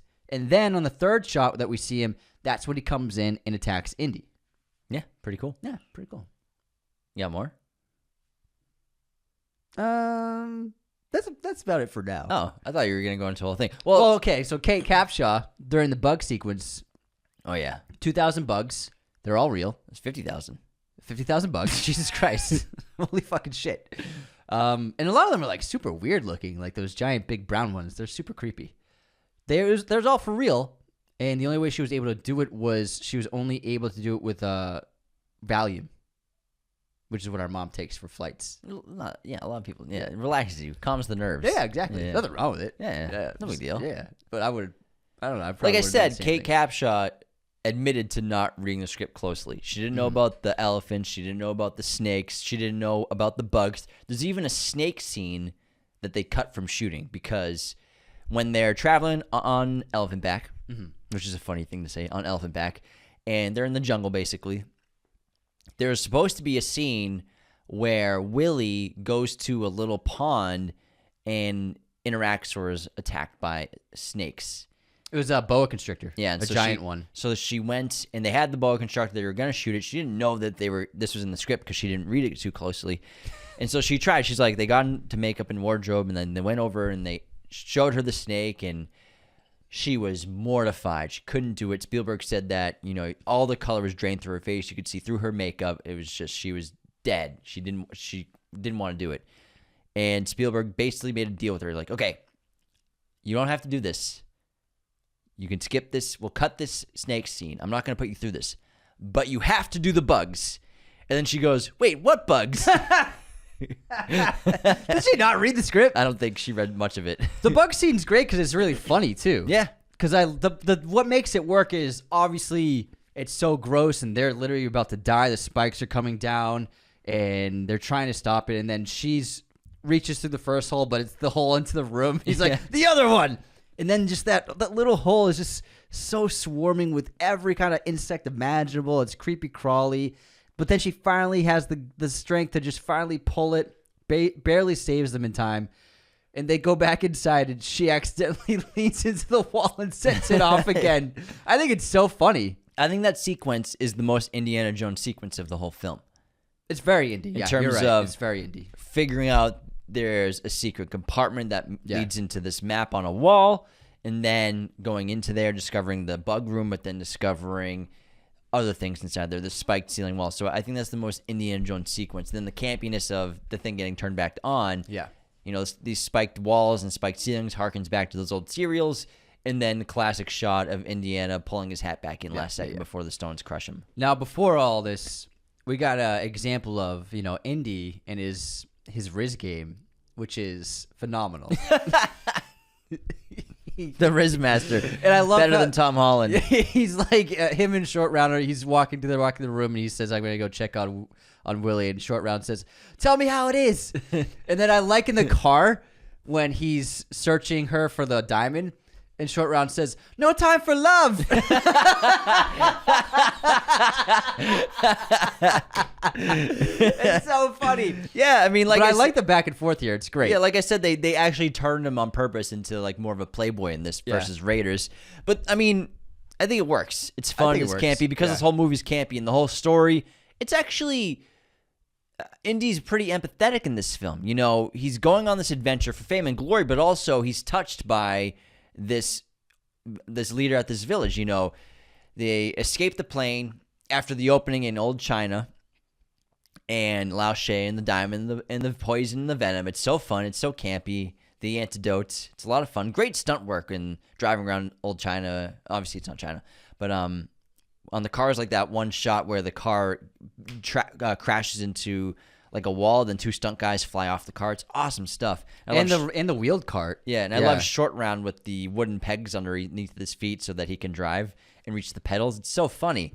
And then the story really kicks off when they land in this Indian village, and it's barren, and all the kids are gone, and the leader tells them how all the kids were stolen, their crops are dying, and their sacred stone was taken.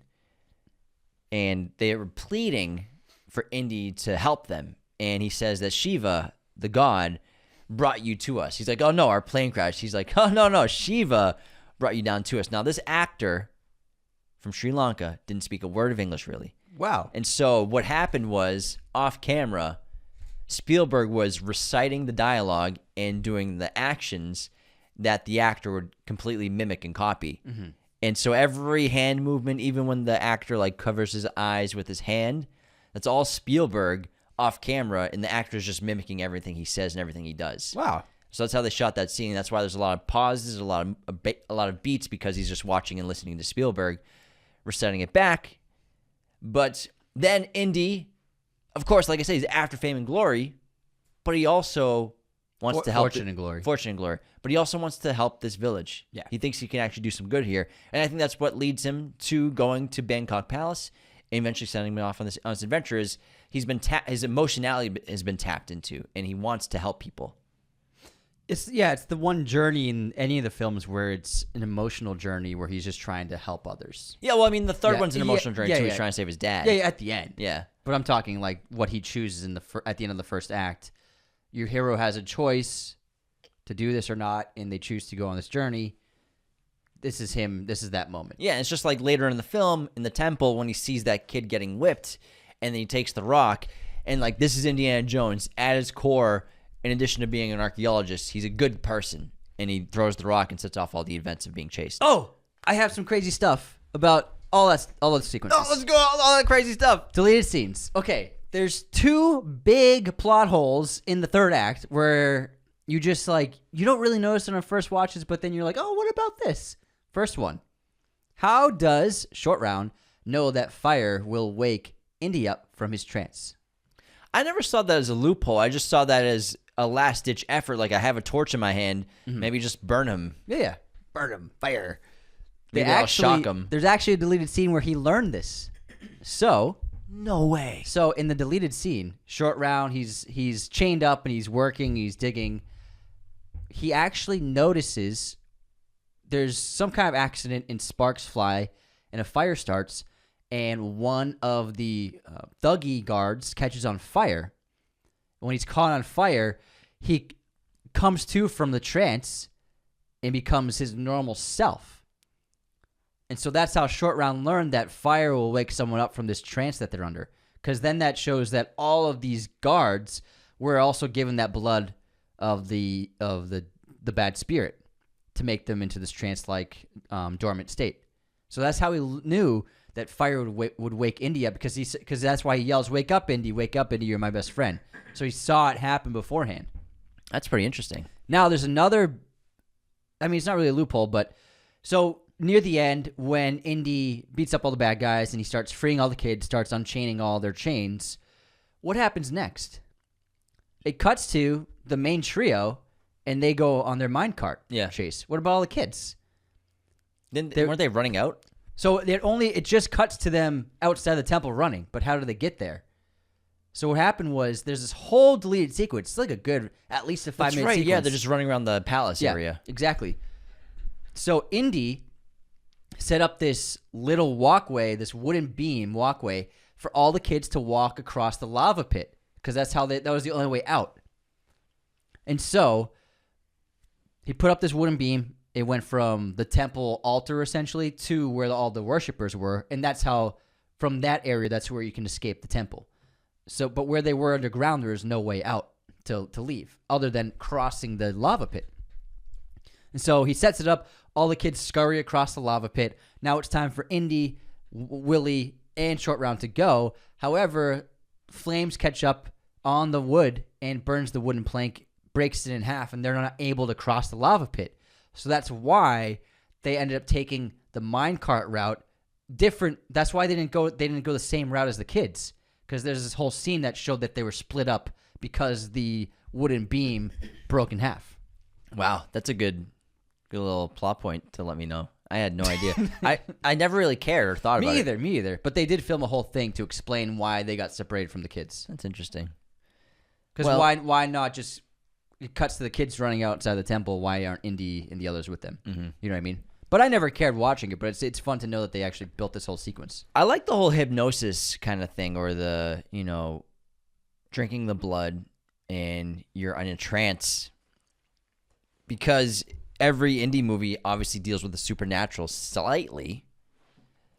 Not huge cases here and there, but it's smaller scope here. It's not the Ark of the Covenant, it's not the power of God, but there's a God involved, and there's some supernatural ability here when these three stones are together. So I like that, because when Indy is in that trance after he's force-fed the blood, I remember the first time I saw this, I'm like, he's faking it. This is all an act. Even honestly, last night I was like, he's faking it. I always forget that he's not faking it. I'm like, oh, he's not faking it. I always forget.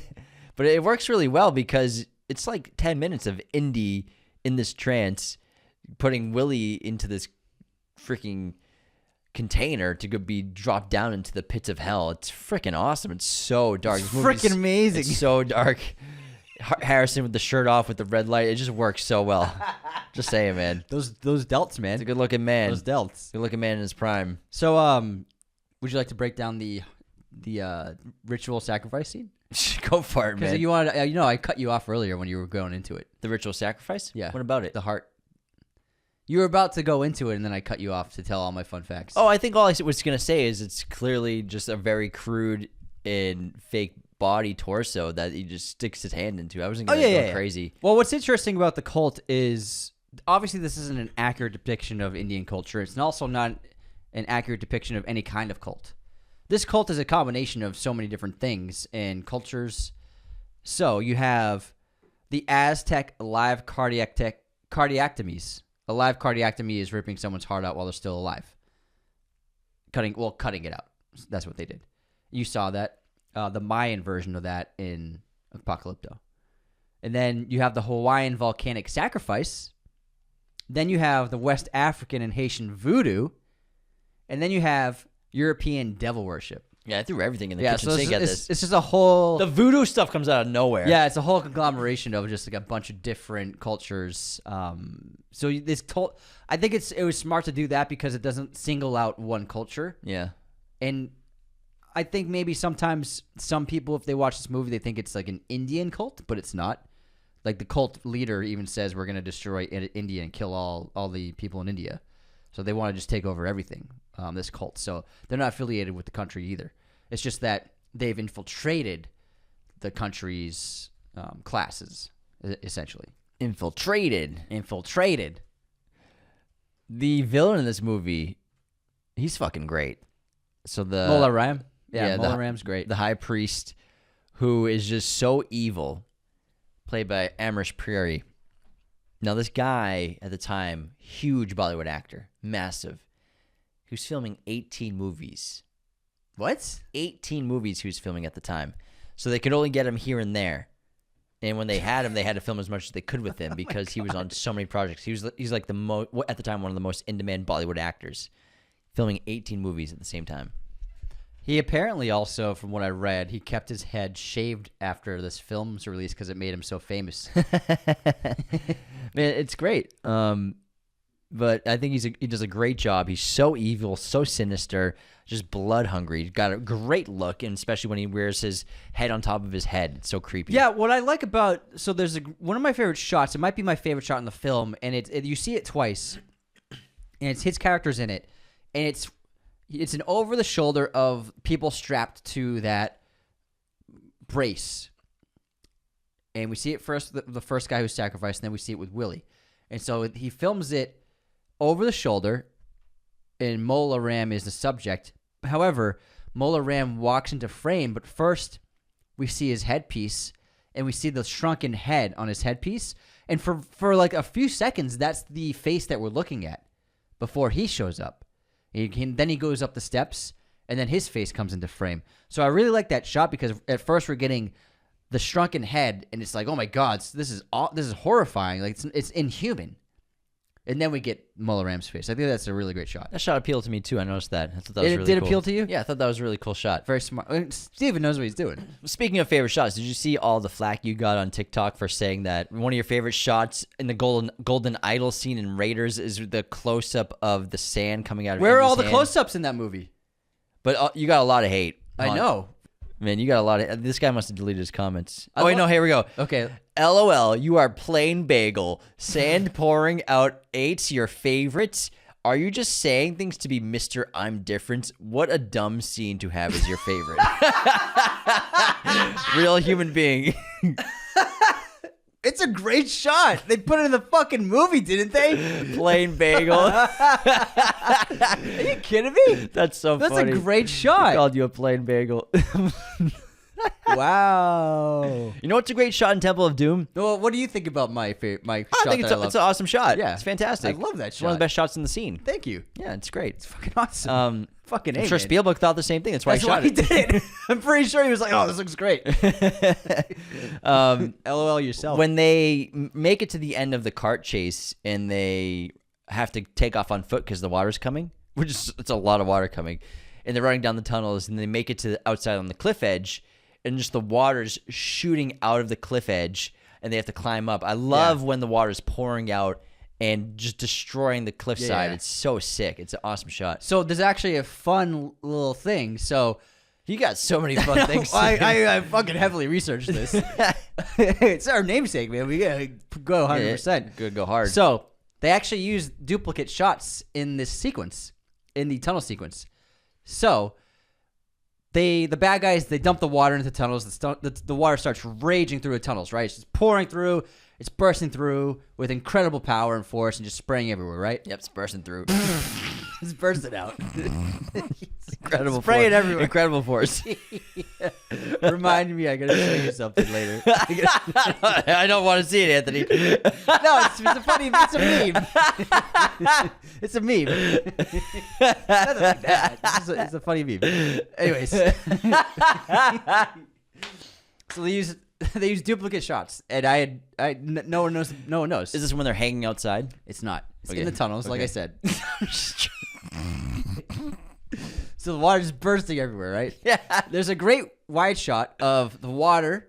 We're in an empty tunnel, right? They've already gone past this area, and it shows the water thundering forward towards the camera and just crashing towards us, right?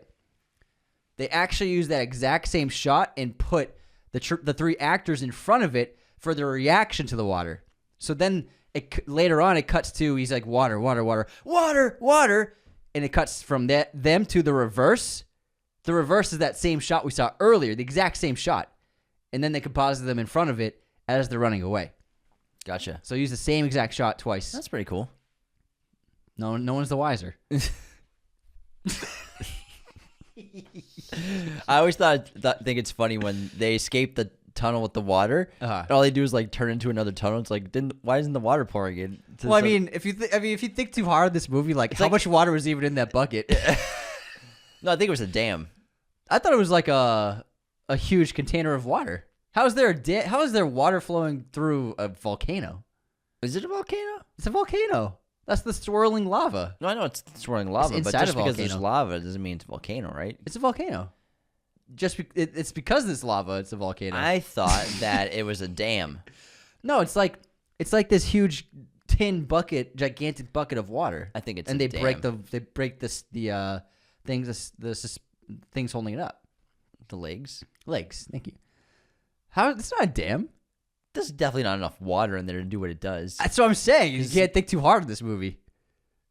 I guess I never thought about that. Yeah, I always just they're in a assumed it was- volcano. Okay. That's what that lava is. It's a volcano. That pit is a volcanic pit. No, but a volcano has to have an exit, Not necessarily. right? I'm not sure. It does have an exit in the movie. It's just in the cave. It does have an exit. Anyways, Let's just double check. I'm not a volcano expert. You're not a geologist. I'm not a geologist or a scientist. Maybe it is. Yeah, I guess that classifies as a volcano. I guess. I thought it was just like No, not all volcanoes have to have spouts. They do have vents where eruptions occur. So yeah, it's a volcano. Okay, cool. Well, maybe there's a river above on the top of the mountain, or just a source of water. I don't think it's a river. I think it's just a water source. I think it's just what do you call like a huge reservoir? Reservoir. Yeah. It's a big ass reservoir that doesn't look that big. Well, no, like the ones in cities that are up on the beams. Water tower. Water tower. It's like a water Yeah. tower.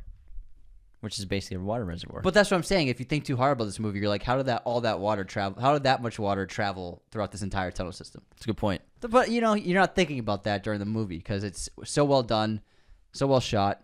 Music's incredible, and there's a lot of really cool new themes from John Williams. Yeah, gets pretty dark. Yeah, and this was actually the first score they recorded at Lucasfilm, their recording studio. Mm-hmm. And I like Where's that, in San Francisco? wherever it is. I don't know where it is. And this has a lot of new themes that you obviously never heard again because we never saw Short Round again. But Short Round's theme is really cute. It's very energetic and it's very playful. And then also the temple themes. I love this score because he uses so much percussion and so much drum work in this score, which really sets it apart from the other ones. And he really tapped into the horror qualities in a different way from like something like Jaws. But I think this movie's got this really great dark tone with its music as well that fits perfectly. It's a good point, like the drummers Yeah. in the temple. Mm-hmm. Yeah, I like that part. I like the music in this. Yeah. I like the ending too. It's a happy ending. You know, he gets the girl. They free the kids. The kids, Indy shows up with the stones with Willie and Short Round to the village, which is thriving again. It's prosperous. All the crops are growing very well.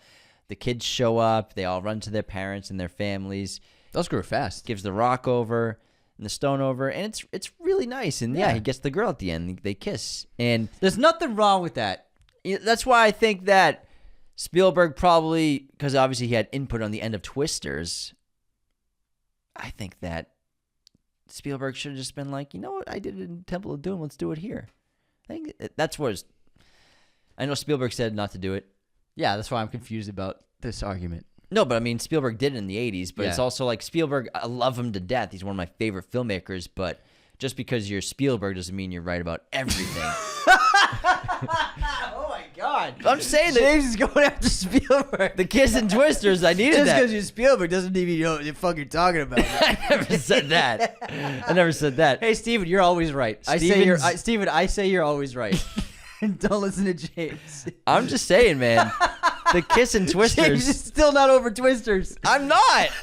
I'm not. A year later, I'm not you over just it. said Steven Spielberg just because you're Spielberg doesn't mean you're always right because of the Kiss and Twisters. It's exactly what I said.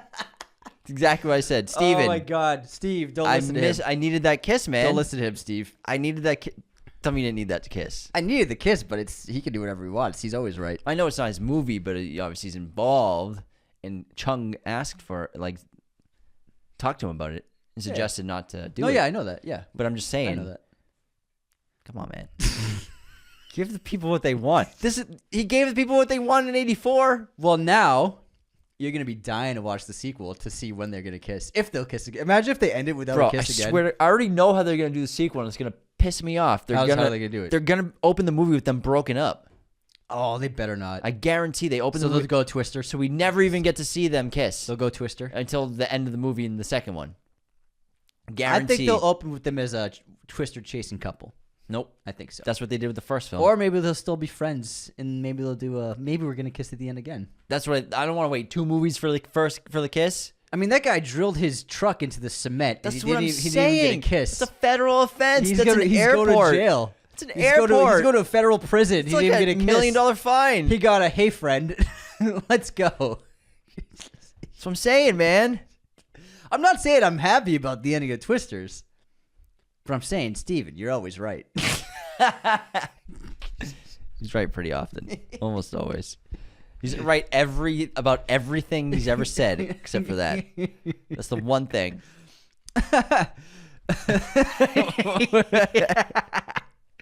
So He's unsubscribing from Raiders of the Lost Podcast. I hope not. We need his money. What separates the first three from the others is, and I think that it's why ultimately they do play better, even when you have a weaker film like Temple, is like you said earlier, it's supernatural, but also it's not just supernatural, it's religious based. So the first film, Raiders, is Hebrew God. Temple of Doom is Shiva, and then Last Crusade is Christian God. After that, we don't get any more religious God motifs at all in the films. It's aliens, and then it's time travel. Well, Shiva's the god that, not the demon, not the satanic god. I never said that. Oh, I'm just making sure that there was no confusion But it's there. the power of Shiva. Oh, yeah. The power. It's just like the power of the ark and the power of the goblet. So go fuck yourself. Whoa, that escalated quick. Did Spielberg text you and be like, "Hey, go after him, man"? I'm just trying to keep my name good face with my boy Steve. No, Bro. but that power comes from Shiva, just like with Christian God and Hebrew God. The evil powers? No, the power of the rocks. Oh yeah. Of the object that Indy's getting. Yeah, I got you. I got you, bro. I get it. He gets it, guys. I get But then again, getting away from that, I think the religious aspect of the items is something that I think you need for the indie films to work, to feel right. We talked about that Dial of Destiny. That's something Yeah. we missed. It's like, well, Crystal Skull, there is religious motifs. You know, they're in the pyramids and religions that were worshipping. But I'm talking about the aliens. object. Okay, yeah, I'm talking about the object. Well, I guess you could argue that the skulls were religious artifacts. But they're not. Sure they are. They're alternate dimensional artifacts. No, but they're literally there. No, yeah, but I'm saying we're not They're talking in a about a pyramid. god. We're not talking about a god. We're talking about culture. alternate beings. Yeah. That's what I'm saying. Oh, yeah. Like the power of a god, whatever the god is. No, that's a good point. You know what I mean? Yeah, and then Dial of Destiny is just time travel. I still think, honestly, my version of Dial of Destiny is better. I think What's your version? they go to ancient Rome at the end of the first act. That would be cool. And then it's Indy trying to fucking solve a mystery and do something in ancient Rome for 2 hours. That would have been pretty cool. The thing is, like, if you're gonna do it, just do it and make the movie that. Not as a 10-minute ending where he gets punched in the face. Yeah. It would have been better if they're gonna do that to not wait until the end of the movie. Yeah, and then you don't have to keep it a big secret. Exactly. It's just the movie. And you get to advertise it. How cool would that have been? I think it honestly would have been pretty fun if it's Indian ancient Rome. Like, the audience would accept it from the trailers. I would have been so much more and it's hyped. like, you know what? He's a fish out of water. He's highly intelligent, but he's getting put to the test. We know he can speak Latin, but does he have enough knowledge of history to be able to survive this, solve a mystery, beat the bad guy, and get back home? That's what they should have done with Dial of Destiny. That would have been so much better. Yeah, would have been way better, rather than getting there at the fucking end of the movie and then getting punched in the face by Helena. And then And flying too dragged low to home. get hit by bows and arrows Yeah. and spears. Yeah, I think that's what they should have done. I think you're right. It would have been way more interesting, at least. I concur. But at the end of the day, I really enjoyed Temple of Doom. Revisiting Yeah, it. it's a I hadn't fun seen it movie. in a couple of years. Fun time. It's my least watch of the trilogy for sure. I know Crusade and Raiders like the back of my hand. But I will say Temple of Doom is my least watch. I've maybe only seen it 10 times in my life. But it's still a really good time. It's a lot of fun, lots of great humor, lots of great jokes. It's so dark, surprisingly dark at times. It takes you by surprise often. It's gross. It's swarmy with all the insects. And Indy's very cool, very suave. He's a good time. And Harrison Ford is a golden god in this film. The arms. Yeah, when the sleeve gets ripped off. Oh, That's yeah. an iconic Indy look. Yeah. As much as, the Golden Idol sequence, Indy on the bridge with the sword and the sleeve ripped that off. one shot. What Yeah, an iconic the look. frame. It's a great frame. Mm-hmm. And you see it everywhere. I think it's a really strong image too. Absolutely. Sure is. You got anything else on Temple of Doom? I love it, but again, I really do think 1 and 3 are a league above it in every regard. I agree. Yeah. I think so too. I think this one, as good as it is, it does get clunky. Yeah. The story's less exciting, less globe-trotting. And again, it's the only movie that has like actual plot holes in it. Yeah, and really a singular location for the last hour and a half. Yeah. Really holds it back a little bit. Like in the other two, you never there's not one instance where you ask why did this happen. But you can a few times in this movie. Yeah. Like why did they not kill them on the plane? Stuff like that. Yeah, I think Raiders is just Like special, why is the village starving and dehydrated when the old guy found them at the river and then walked to the village? Why don't they just move over to the river? What do you mean? When their raft stops, it stops in a river, Mm-hmm. and it's close enough to the village to walk to. Yeah. So why doesn't the village just move over to the river? Well, they're out of food. Yeah, but they can make new farms with the river. No, but they can't farm because their power of their stone's gone. I know. I'm just saying. Like, there's water right there. Is all I'm saying. Yeah, they can get water, but Yeah, they're okay. they're pretty hungry. Okay. All right. Remember the hunger? Yeah. The small plate of food is more than what they eat in a week, Anthony. No, thanks you. No, thank you. I'm good. But it's still great. It's a good time. A lot of it's fun. wonderful. Yeah. A lot of fun. Yeah. Good 2 hours. Now, that concludes our episode on Raiders of the Lost Ark. I mean, Indiana Jones. Sorry. Indiana Jones and the Temple of Doom, formerly known as Temple of Death. Thank you all so much for tuning in. Steven Spielberg, thanks for being a patron at patreon.com/Raiders of the Lost Podcast. He's actually a free patron. Oh, he's a free patron. Subscribe today on YouTube. Leave those 5-star ratings and reviews on Spotify. And I mean, really subscribe on YouTube and Instagram because once TikTok's gone, we're going to need them. We're going to need those follows. Yeah. And thanks for tuning in every single week, everybody. See you next week for The Last Crusade. You just took my line and it backed out of it. Take care. You pivoted. I pivoted so hard. See you next time.